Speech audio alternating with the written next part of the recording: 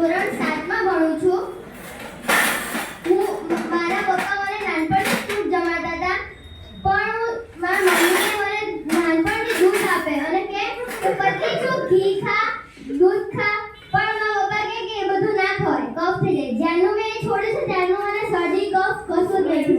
અને હું જૂનાગઢ ચડી ઉતરી તો પણ મને થાક નથી લાગતો. એવું લાગે છે કે આ જીવન જ બદલાઈ ગયું. બેટા તું કેટલા વર્ષની છે એ તો બોલ. 13 વર્ષ. 11 કરતા ત્યારે બહુ મસ્ત લાગતું હતું મને. પછી મેં શ્રાવણ મહિનો ચાલુ કર્યો. આ વખતે ગઈ વખતે મેં કર્યો તો શ્રાવણ મહિના કર્યા પછી જે અનુભવ હોય ને એની પાસે એમાં જોડે શબ્દ નથી.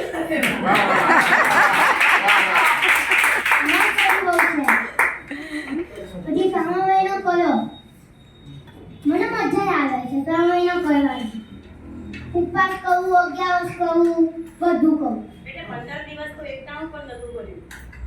15 દિવસ તો આપો પપ્પા મેં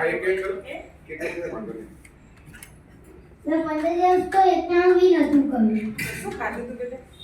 શું ખાધું તું એ 15 દિવસ? મમ્મી આવી ગઈ છે. ખાલી તું? અરે વાહ. ગજબ. બધી જાતનો ગજબ. ગાજરનો હલવો, બીટનો હલવો બધું બોલ. મમ્મીએ શું બનાવ્યું? ગાજરનો હલવો, મીઠનો હલવો, બીજું બહુ બધું હતું. હે? ખજૂરનો મિલ્ક શેક પપ્પા બનાવતા હતા. ઓકે બોલ ચલતા જે બોલ બોલ. પછી મેં કર્યું શ્રાવણ મહિનો કર્યો. પછી હું સ્કૂલે ગયો અને પછી મને એવું લાગે છે કે હું ભણવાનું હોશિયાર થઈ ગયો. હું એકાગ્ર થઈ ગયું છે. હોશિયાર થઈ ગયો.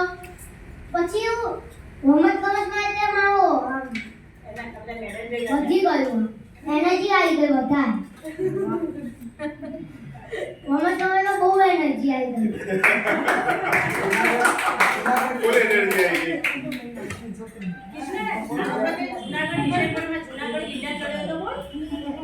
આ વખતે જુનાગઢ ચડ્યો તો અંબાજી સુધી નીર ચડાવ.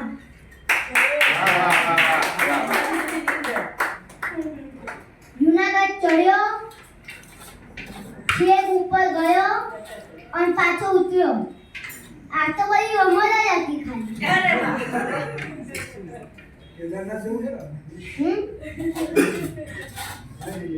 એ તો ખાલી રમત જ હતી. કેમ કે અંદર એનર્જી એટલી હતી,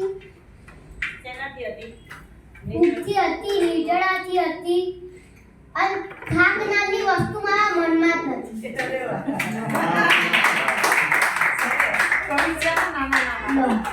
એવી ચૌહાણ સરના પર ચમણે માં સાથે. વાહ વાહ વાહ વાહ વાહ વાહ.